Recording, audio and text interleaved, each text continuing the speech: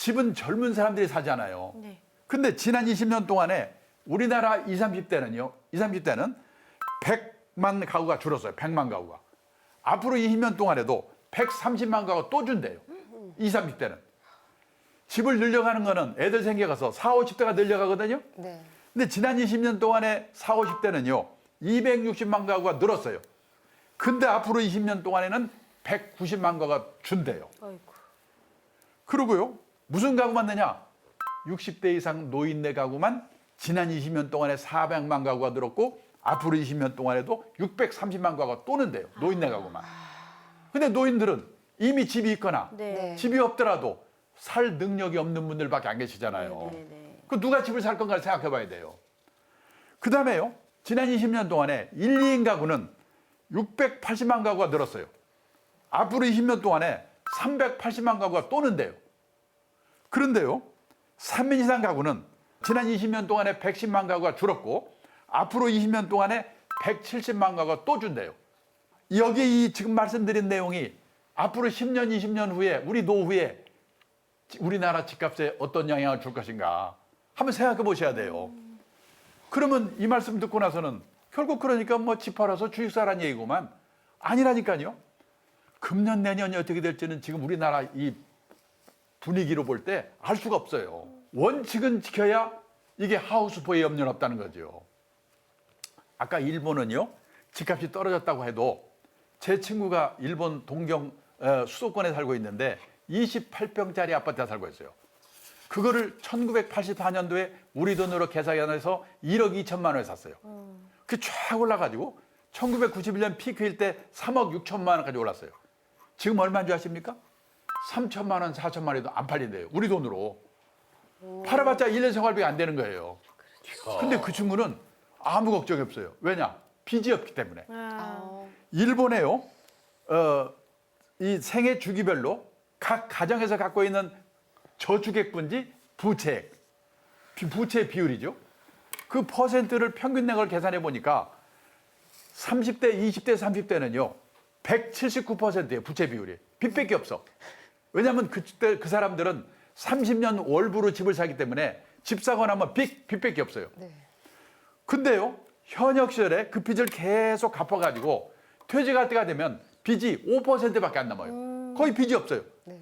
그 집값 떨어지더라도 하우스포에 염려는 없는 거예요. 그러네요. 그런데요. 우리나라는 30대가 그 부채 비율이 제일 높아요. 131%. 근데 줄질 않아. 퇴직 직전이 돼도요. 83% 빚이 그냥 있어요. 만약 우리나라에서 일본과 같은 집값 하락 현상이 나타난다면 우리나라의 하우스푸어가 얼마나 많이 늘어나겠는가. 그런데 저는요. 그러니까 파세요 사세요가 아니고 뭐냐면 원칙은 지켜야 되는데 원칙이 뭐냐. 투자라고 하는 것은 리스크가 따르는 것입니다. 따라서 재산이 한 곳에 집중되어 있으면 안 됩니다. 갖고 계신 재산이 100% 부동산에 몰빵되어 있으시다면 그 부동산이 오를 때 오를 망정 우선 10%, 20%라도 금융자산을 가지세요. 그리고 나이가 들어가면서 금융자산의 비중을 높여가셔야 됩니다. 환갑 나이쯤 되면 반반은 돼야 된다. 그래야지 집값이 떨어지든 말든 하우스포에 염려는 없다 이거죠. 이 말밖에 할 수가 없어요. 그러면 금융자산을 늘리라고? 뭘로? 현금, 예금, 주식, 채권, 펀드, 보험, 연금 뭘로 늘려? 금리가 10몇 %일 때는요. 그냥 예금만 해도 끝나요. 지나고 보니까 은행이 책임져 주면서 금리를 10몇 % 줄 때가 얼마나 좋았습니까? 지금은 1%밖에 안 되니까. 네. 그래서 우선 알아야 될 게 뭐냐면 수많은 금융상품은 저축상품과 투자상품으로 나눠진다. 요거는 꼭 알고 가셔야 돼요. 저축의 뜻이 뭐냐? 아껴서 모으다. 우리가 은행에 예금하는 거. 지급액이 확정된 보험에 드는 거. 지급액이 확정된 연금에 드는 거. 이거를 저축상품이라고 그래요. 저축상품을 사시면 늘어나는 속도는 느리지만 원금이 깨지는 법이 없어요. 왜? 금융기관이 운용의 결과를 책임져 주기 때문에. 그러니까 귀찮으면 갖다 베끼면 책임져 주는 상품은 저축상품. 책임 안 져주는 상품은 투자상품. 요거라도 외워두세요. 그러면 투자의 뜻은 뭐냐? 가능성을 믿고 자금을 투하하다. 주식, 채권, 선물, 옵션, 펀드, 보험 중에서도 변액보험, 연금 중에서도 변액연금. 잘하면 돈을 벌어. 잘하면 원금도 깨먹어. 리스크가 따르는 상품. 이걸 투자 상품이라고 그래요. 그러면 그 투자 상품은 어떤 때 투자를 해야 되느냐? 이건 잘못하면 원금도 깨먹으니까. 단기간 내에 써야 될 돈은 따로 마련돼 있고, 그리고 시장에 장기간 묻어둘 각오가 돼 있고, 비상사태가 오더라도 놀라지 않고 참고 기다리겠다는 각오가 된 돈. 근데 지금 우리 동학개미 구워서 지금 투자하는 게 문제라는 거죠. 자, 그 골치 아픈 걸 내가 왜 해야 돼? 금리가요, 10몇 %면 이런 거 안 하고 살아도 돼요. 1%밖에 안 되니까. 그래서 투자에 관한 공부를 좀 해야 되는데, 우리가 투자에 관한 공부라고 하면 다 뭐냐? 주가 예측, 부동산 예측, 예체에 관한 공부라고 생각하거든요.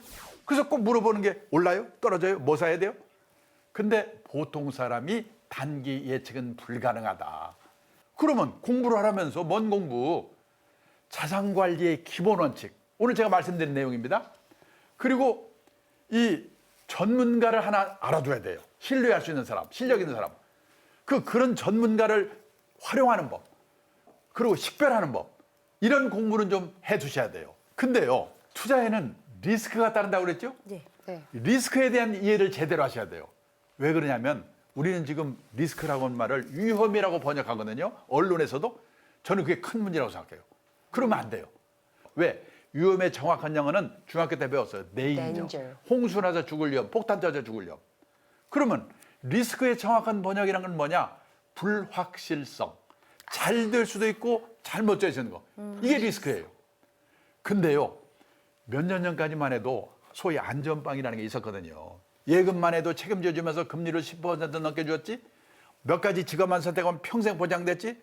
근데 앞으로는요, 결혼을 하는데도, 직업을 선택하는데도, 자산을 운용하는데도 불확실성, 이 리스크를 안지 않고는 풍요로운 인생을 살 수가 없게 됐다는 게 문제예요. 근데 제가 놀란 게 뭐냐면, 리스크의 라틴어의 어원이 뭐냐면 용기를 갖고 도전하다. 용기를 갖고 도전하다는 데서 리스크가 나왔다는 거예요. 저는 지금 우리나라가 제일 시급한 게 뭐냐? 우리도, 우리 애들도 용기를 갖고 리스크에 도전하되 관리할 수 있는 지혜를 배워야 우리한테 희망이 있다. 근데 어머니들은 가지마, 가지마. 애들을 지금 바보 만들고 있는 게 큰 문제란 말이죠. 그러면은 공부할 때까지는 어떻게 하란 말이냐? 급한 대로요. 여기 있는 6가지만이라도 꼼꼼히 살펴보고 가입을 하면 큰 실수가 없다. 내가 이번 달에 월급 다 쓰고 50만 원이 남았다. 50만 원으로 노후 대비 금융상품을 사야 되겠다. 그러면 제일 먼저 할 일이 뭐냐? 그 사려고 하는 금융상품이 은행 예금처럼 갖다 맡기면 책임져주는 저축상품인가? 잘하면 돈을 버는데 잘못하면 원금도 깨먹을 수 있는 리스크가 따르는 투자상품인가? 이거를 확실하게 알고 사셔야 돼요. 네. 왜? 요즘요, 금리가 낮아가지고 제목만 보고 설명만 보면 애매한 게 너무나 많거든요. 맞아요. 1980년대 초에 유명한 일수 개가 있었어요. 하루에 10,000원씩 1년을 부으면 1억 원을 받는 개입니다.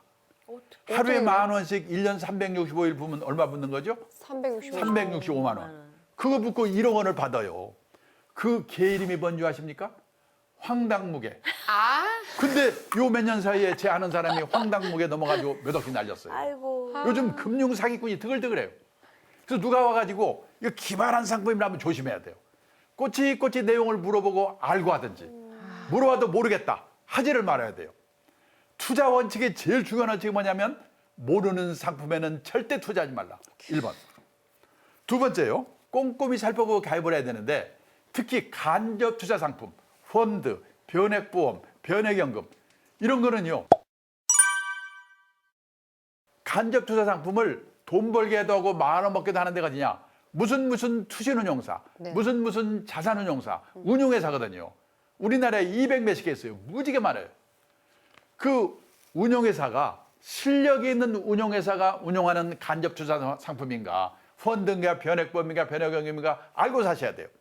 근데 그거를 물어보고 사는 사람이 100명에 한 명도 없어요. 제 아내도 얼마 전에 변액보험 들었는데 그거 들었는지도 모르더라고요. 그리고 운용회사 알아봐? 가서 알아보니까 모른대요. 파는 사람도 모른대. 이게 지금 큰 문제예요. 누구한테 물어? 제가 어디 가서 강의가 끝나면요, 어떤 분이 오셔가지고 저 펀드 사서 깨먹었는데 어떻게 해야 돼요? 제가 물어봅니다. 그 펀드 어느 회사가 운용하는 건데요? 아직까지 운용회사 이름을 알고 대답하는 분을 본 일이 없어요.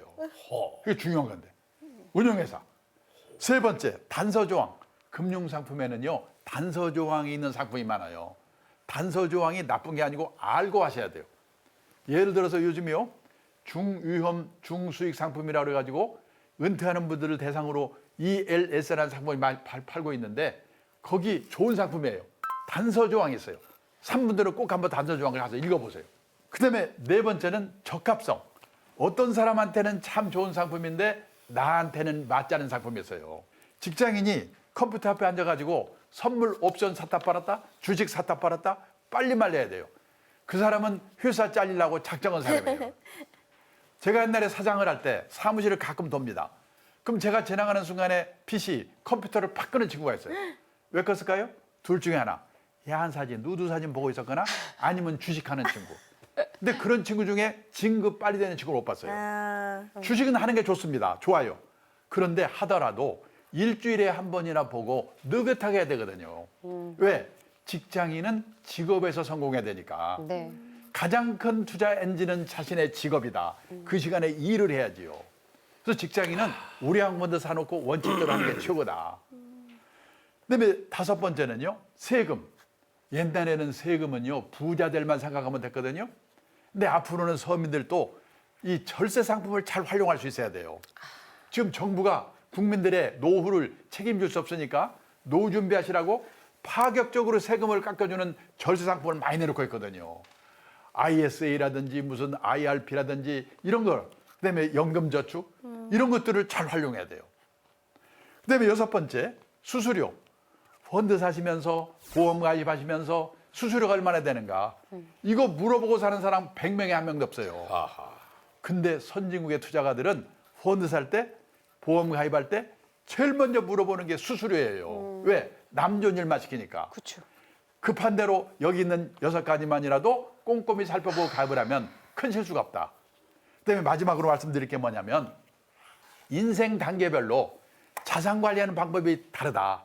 그걸 알아야 돼요.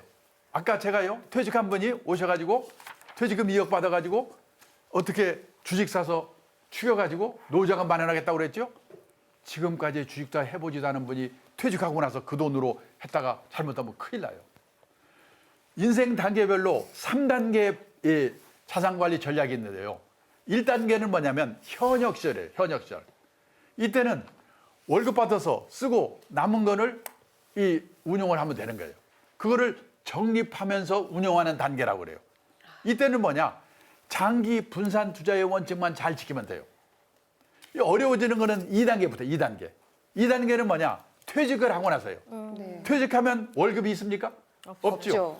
그러면 모아놓은 돈을 생활비로 꺼내 쓰면서 남은 돈을 운용해 나가는 거예요. 그러니까 꺼내 쓰면서 인출하면서 운용하는 단계예요. 그때 이때는요, 이 세계적인 평균이 얼마냐? 모아둔 돈에 1년에 4% 꺼내 쓰고 남은 돈을 3% 정도로 운용하는 게 바람직하다고 그러거든요. 그러니까 화끈하게 운용하려면 안 돼요, 그게. 그러니까 보수적으로 해야 된단 말이죠. 그리고 뭐냐면 꺼내 쓰는 돈을 가능하면 덜 꺼내 써야 돼요. 그래서 3단계로 옮겨가야 되니까. 덜 꺼내 쓰려면 어떤 게 중요하냐? 연금 수입이 있어야 돼요. 저 같은 경우는요, 국민연금을 한 130만 원, 100만 원쯤 받고 있고, 제 아내가 이미 가입해서 한 30만 원 받고 있거든요. 그러면 그만큼은 생활비를 덜 꺼내줄 수 있죠. 그 다음에 일을 해가지고 한 달에 50만 원이고 100만 원이고 벌어야 돼요. 우리 허참 선생님은 지금도 수입이 있으니까 그 돈 덜 꺼내줄 수가 있죠. 모아놓은 돈을. 일을 해서 몇십만 원에다 벌어야 돼요. 그리고 집을 줄이거나 지방으로 이사를 해가지고 생활비를 줄여야 돼요. 그래서 가능하면 꺼내 쓰는 돈을 덜 꺼내 쓰도록. 그래서 3단계에 많이 옮겨가야 돼요. 3단계는 언제부터 시작되냐면 이제 80살쯤 돼가지고 판단력이 또 흐려지고 그럴 때는 운용도 어려우니까 그냥 예금과 같은 비슷한 상품에 넣어놓고 그냥 아껴서 꺼내 쓰다가 세상 떠나는 거예요. 그래서 목표는 뭐냐? 내가 세상 뜨기 전에 내 노후 자금이 바닥나지 않아야 돼요. 내 수명보다 노후 자금이 수명이 길어야 되는 거예요. 그래야지 행복한 거예요. 그래서 그 3단계 이 자산관리 전략을 잘 지키시기를 부탁드리면서 제 강의를 끝내겠습니다. 감사합니다. 야. 네, 2주에 걸쳐 진행된 강창희 대표님의 100세 시대 우리가 꼭 알아둬야 할 노후 대비에 관련해서 강연을 드려봤습니다. 정말 큰 도움을 받은 것 같아요. 네. 네, 오늘 또 긴 시간 함께 해주신 우리 라윤경 씨 그리고 시청해주신 시청자 여러분 감사합니다.